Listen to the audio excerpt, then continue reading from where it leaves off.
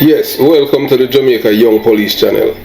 To our loyal viewers and subscribers, at the channel we are a group of law-abiding citizens who believe in the rule of law and respect the rights of every citizen, but not the ones who do not subscribe to such behavior. We do believe in and support preemptive strikes because it saves lives. That is a logical conclusion because preemptive strikes save lives and prevent the further loss of lives. We are all about saving lives on this channel. We at this channel aid criminals, their financiers, their supporters, enablers, and the likes with a passion, and we do not want them over here. Yes, let us repeat ourselves. We do not want any criminal supporters over here. Please, we do not want your views, your subscriptions, your likes, or your comments. Please go elsewhere where the red carpet is waiting for you.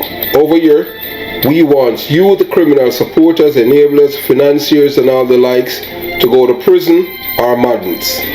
Let me repeat myself. We at the Jamaica Young Police channel, we do not want the criminal supporters and their circle over here. We want you to go to prison or madness. Moving on to our video. Yeah, so we have you're looking right now at two young men.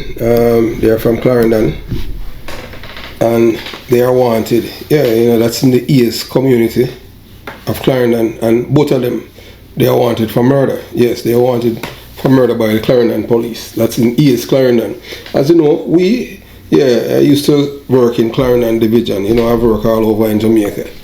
You understand? And that's why it's good as a police officer, to maintain good relationship with people. People remember you, they will tell their children, and their children will tell their children, and that's how it is. That's why detective like Tom Levine, old man Tom Levine, supposed to be about 80 or thereabout now, still alive, and people will tell you that Tom Levine is the original preemptive strike police officer before you have any Trinity or Piggy and all those men. You understand? Tom Levine is the man. Yes, that bossy police, that detective. Yes, man. When you're talking about so let's continue the journey. So that these both men that you're looking at right there, they have killed a man they call him Brown Man, but we soon get into it. So and they killed him just days after the curfew ended.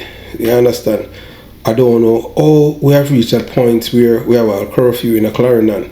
The only places that used to have curfew when I was even a police officer, and that was in the 90s. In the 1980s, we never have any curfew. Yeah, I was a police officer in the 80s, so I would like somebody to tell me where we had any curfew then, because we had a prime minister who was hands-on when it come on to crime. Edward Seaga, like I don't like him, but hey, the man was hands-on. The man made criminals live in fear of losing their lives. We never have any curfew. The first time I experienced any curfew was in 1993. That was when crime started to get out of hand. We never used to have curfew. You could walk anywhere and all of those things, but as the years goes by, they keep giving the criminals more power. So we'll continue the journey. Hey everyone, before we begin, before you start watching this video, please like the video. Don't be selfish. It helps to spread the word that we are a group of people who hate criminals. We know you will enjoy this video. If you still need to subscribe as yet to the channel, please consider subscribing to our channel for more content like this. We are constantly uploading new videos, and we would love you to be a part of the informer community that hate criminals with a passion. Yes, so this channel is all about informing. We want to make informer a positive thing. You understand? We don't want it to be out there in a negative connotation. Yeah, when you hear informer, are good people.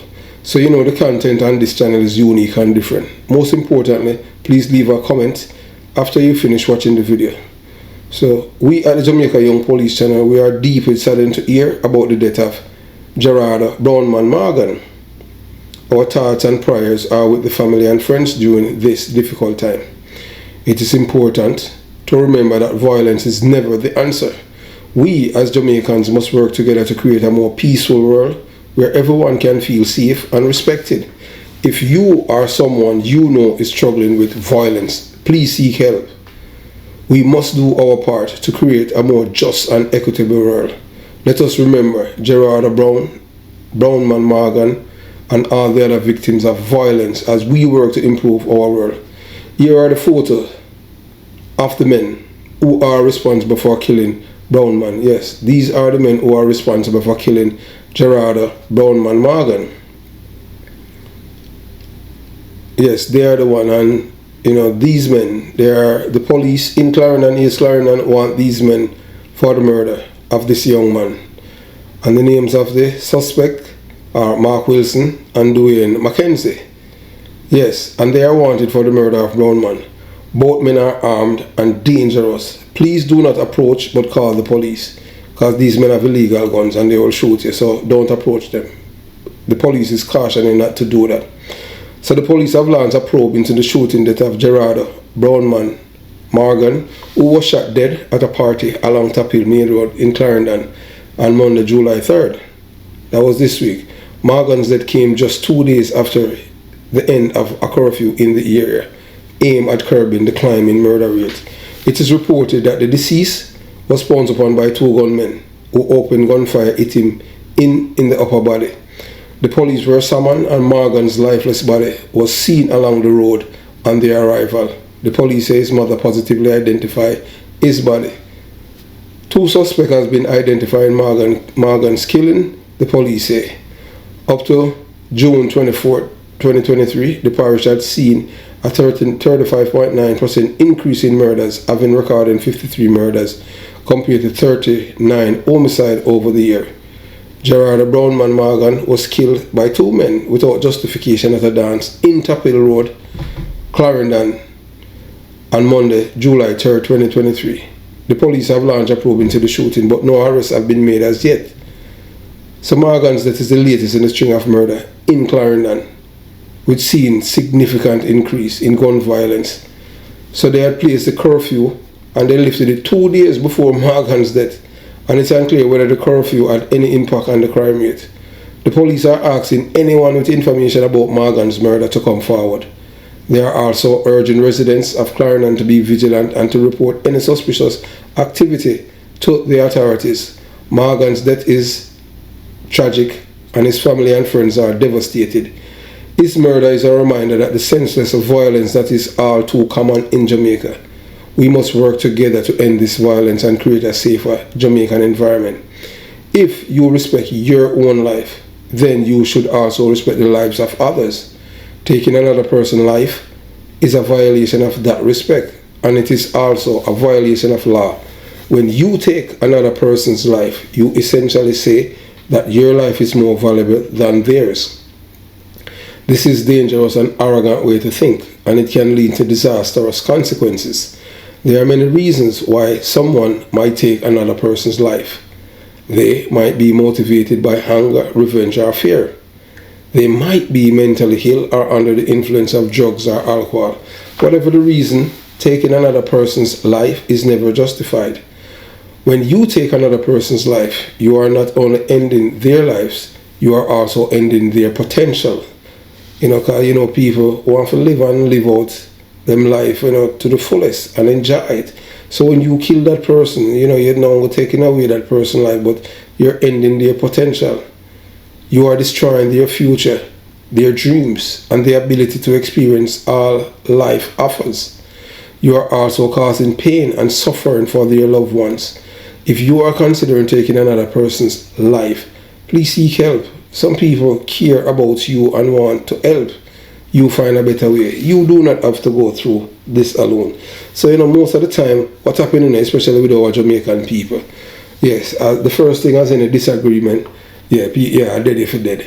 They don't think of to resolve the problem, and it is something that is a part of the culture in which people do not value other people's life and see it as sacred and see it as a gift from God. They see it as something that I can take it and there's no consequences, and guess what?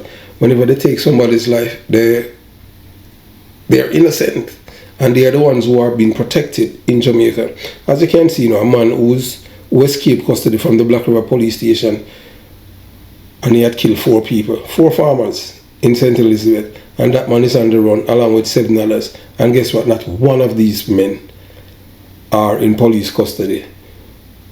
Years gone by, people within the communities where these men turn up would report them to the police.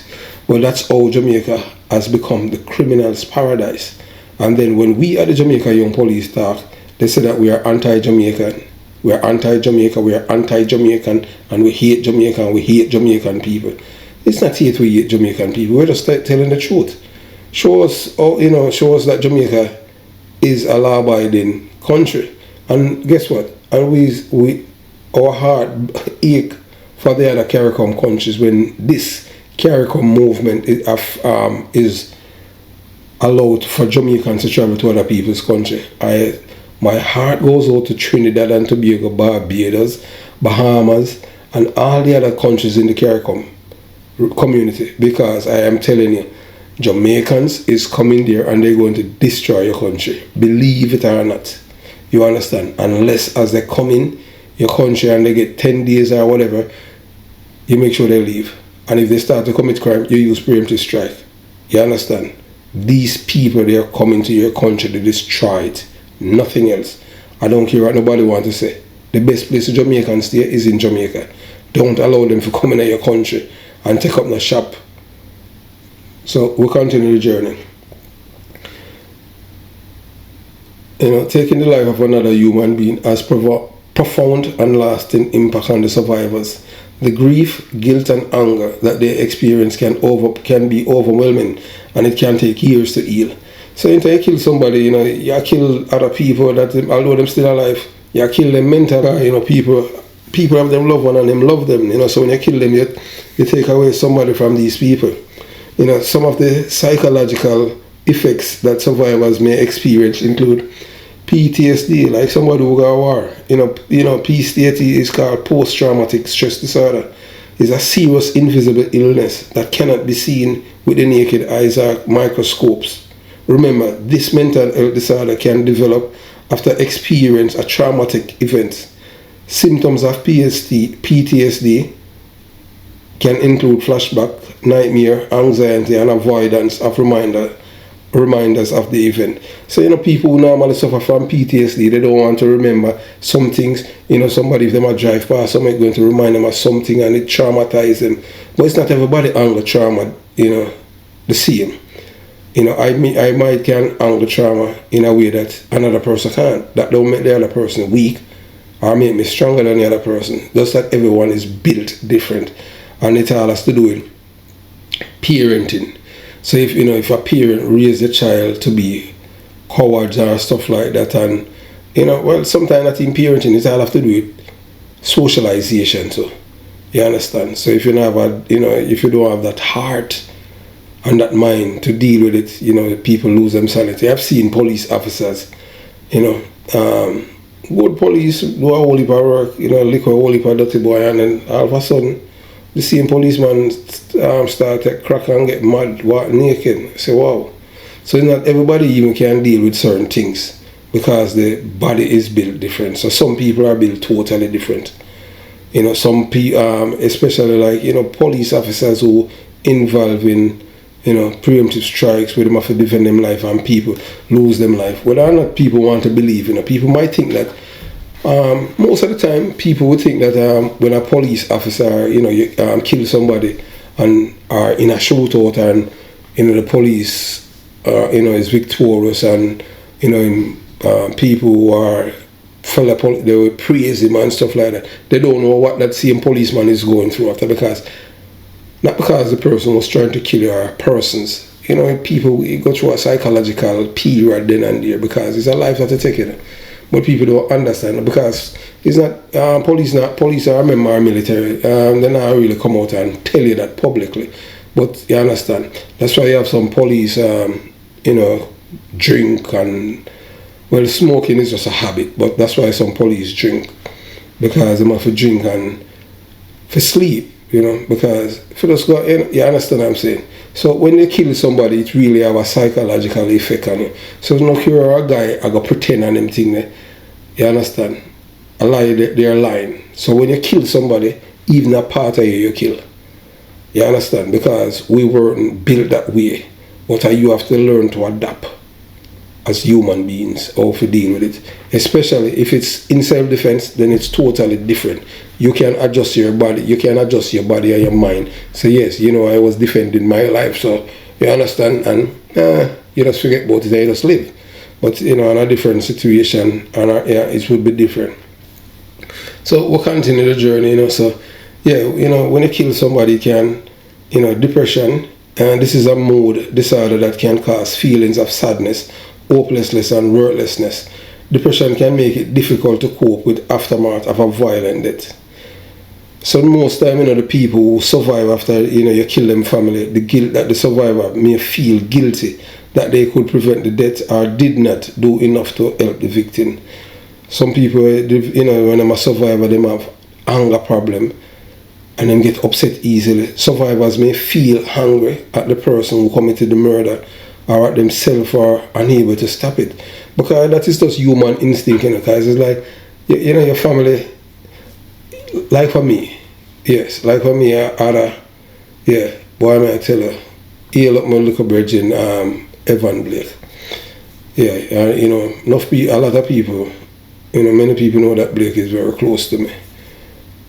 You understand? But you have a youth that Blake, on the name Buggy Mule are Jamaican and Skirvin dead. Harvey was a pathological liar. I couldn't deal with him at all, Rasta. You understand? But you know, otherwise I'm not him cool. So it's Buggy Mule, Gatta, Blake, Skirvin, Harvey. Boy, Harvey was a, yeah, Skirvin dead and Gatta dead. Harvey, boy, I couldn't deal with, hey, boy, I mean, know, Harvey's just a man where the man just lie, Rasta, and I couldn't deal with him, so, you understand? So, you know, yeah, Gatta was like my brother. I have done a video about him. He was killed, you know, by police, and one whole heap of thing, police, them have to transfer some police, yeah, because I had, you know, a police killed my friend, and you know, I had made certain comments in the CIB office the morning when I came to work, and you know, the police then that were involved in his killing them, transferred them, account to them for them safety. Because the man them killed my little brother. Gatta was like a brother to me, like a blood brother, biological brother. The way Gatta was close to me, you understand? Even my father, my biological father, Gatta called my father daddy. You understand? And one time we go out, people ask my father, so wait, so oh, that son here brown and that one are black. My father said, you know what about that? Are my son them same way? What you mean, oh, that one are black? I don't mean make him, you understand? So people would think that Gatta was my father biological son. Everywhere that way, you know, and Gatta was the closest police to me ever. And I can tell you, you know, just, you know, talking about survivor guilt.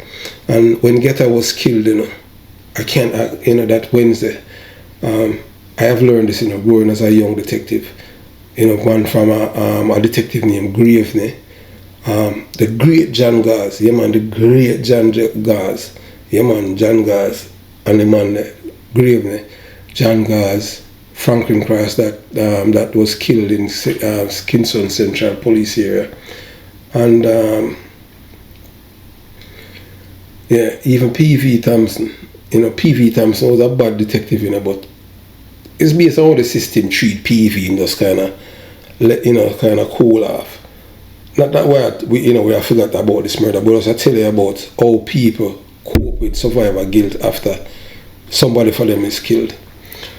So, Gatta now, the Wednesday, I was leaving, you know, Gatta, I want to baddest police, yeah. Gatta, I want to baddest police wherever work us out, believe you me. You understand? When I compare myself, I say my baddest. That means I'm even put a Gatta over me and them thing there. Yeah. Me I put cause I'm my little brother and them thing there. You understand? Because we teach Gatta certain things. But him, hey, Gatta fearless, man. And one thing me I tell him, man, and man the only why me I tell him, I just miss that you did. Believe you me. You understand?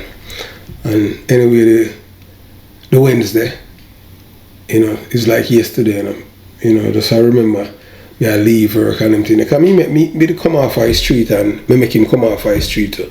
Because I realize that some, criminal police to them see him talent and them thing there, and the man them want to, get him wind up, and me I tell him say, look here, just listen to me, just stay far from them police there.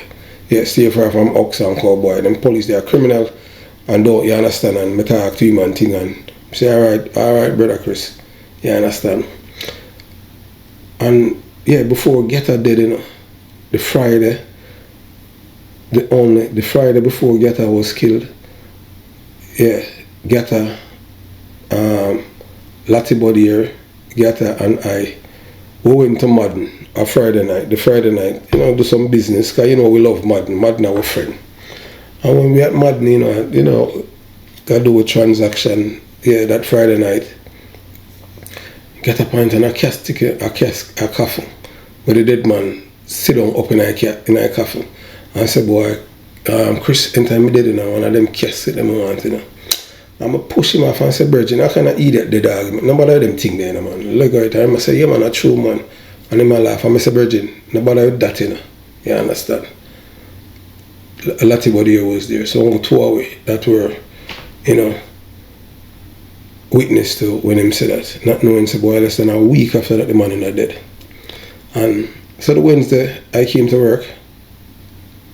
And when I was in the office, still do look of street work, but not on the street as before, I was start cool down and thing, and because we have some thief now in charge of CIV. So we said, boy, no, we not work with no thief in them way there.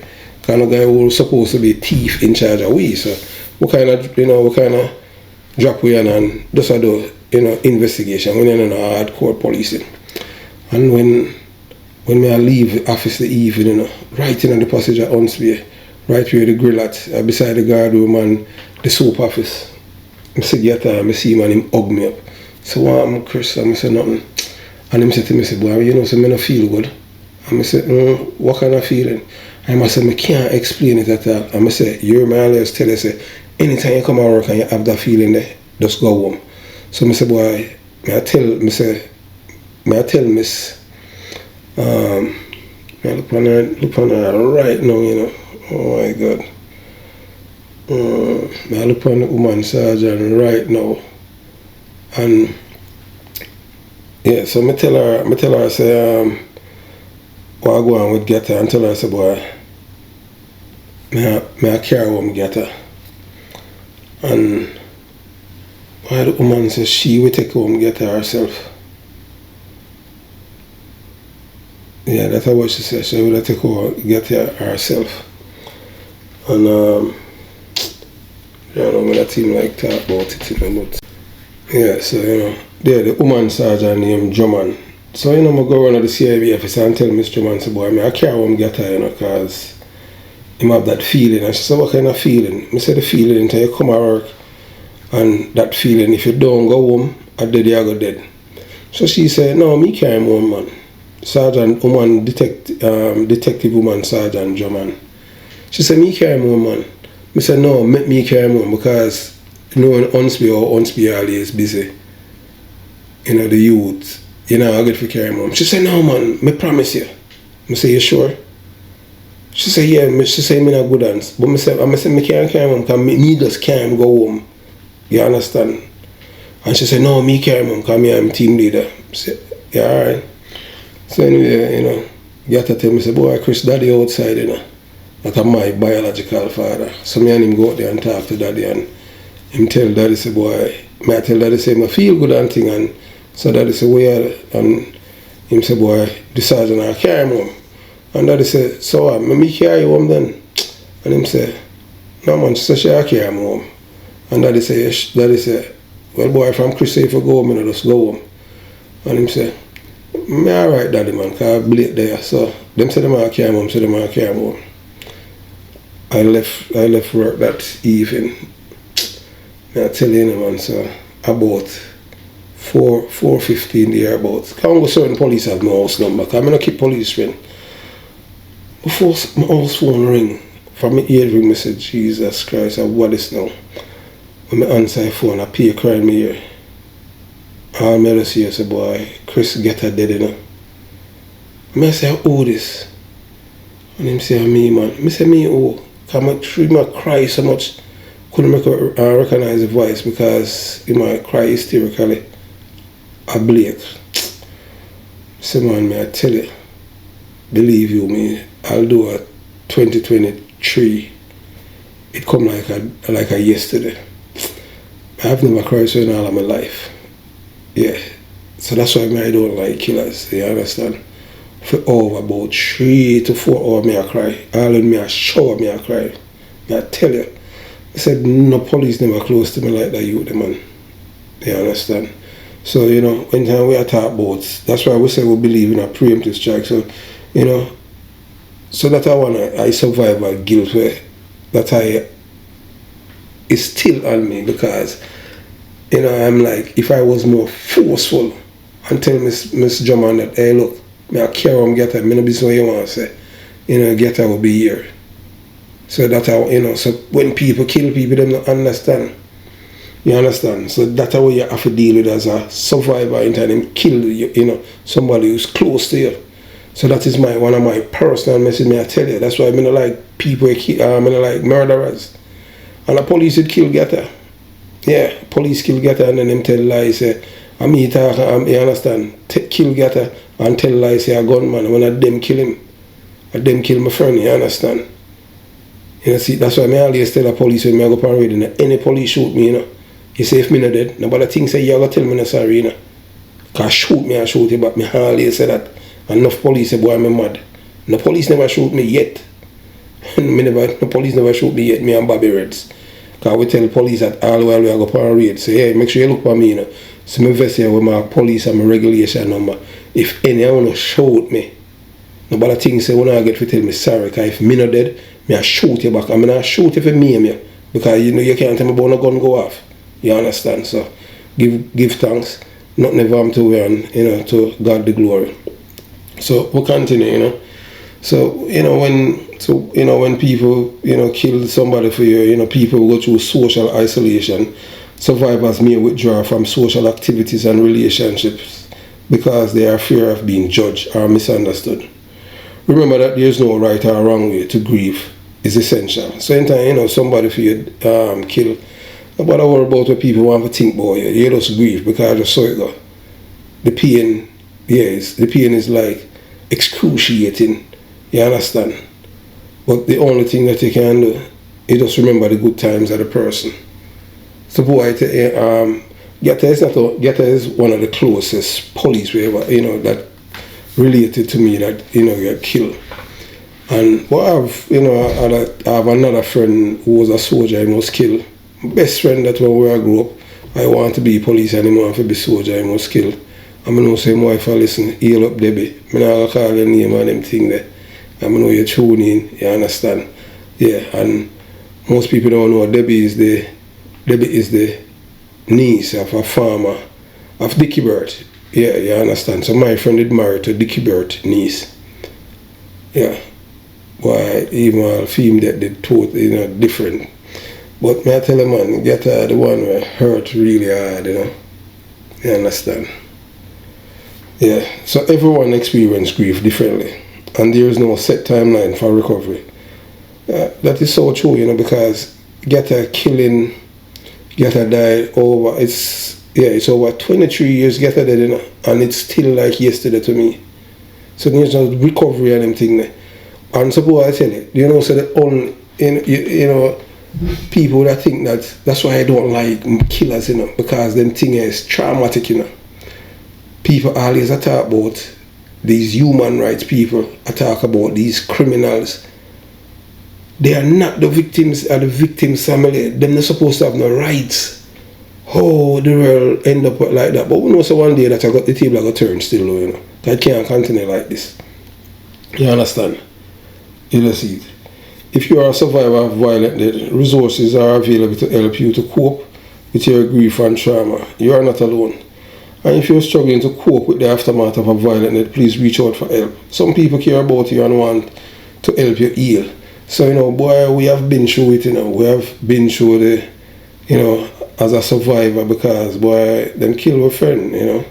Boy, may I tell you, that I last time I see get her, I don't even from, after I get her, from I saw I get her that Wednesday evening, right in my passage, I never see him again because I don't, no more, I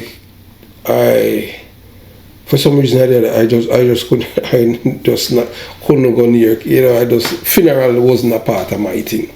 You know, because a man close and him dead and I don't even know when none of my friends them bury and them thing there. I just saw it go, you understand?